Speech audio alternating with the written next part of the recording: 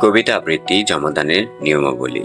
প্রিয় আবৃত্তি শিল্পী, কবিতা জমা দেওয়ার আগে অনুগ্রহ করে নিচের নিয়মগুলো অনুসরণ করুন।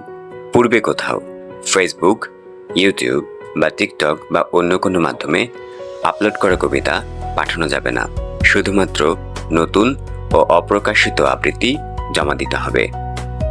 আবৃত্তির সঙ্গে কোনো ধরনের ব্যাকগ্রাউন্ড মিউজিক, সাউন্ড ইফেক্ট বা অতিরিক্ত শব্দ ব্যবহার করা যাবে না। আবৃত্তির ভিডিও, অডিও অবশ্যই পরিষ্কার ও ভালো মানের হাই রেজলিউশনের হতে হবে।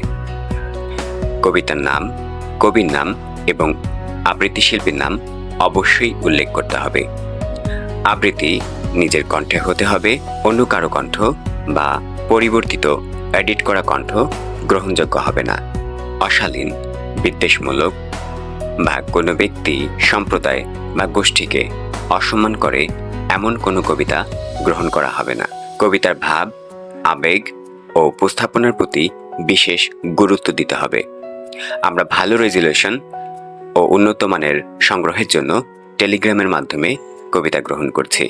কবিতা পাঠানোর টেলিগ্রাম নাম্বার 016026085667।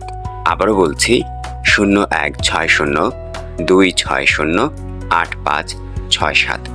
টেলিগ্রামে কবিতা পাঠানোর সময় কবিতার নাম, কবির নাম এবং আবৃত্তি শিল্পীর পরিচয় সংযুক্ত করে পাঠাবেন। কোনো সমস্যা বা টেলিগ্রাম সংক্রান্ত সহযোগিতার প্রয়োজন হলে আমাদের জানাবেন। আপনার কণ্ঠে কবিতা হোক অনুভূতির প্রকাশ। সাহিত্য ও সংস্কৃতির আলো ছড়িয়ে দিতে আমাদের সঙ্গে সংযুক্ত থাকুন। ধন্যবাদ।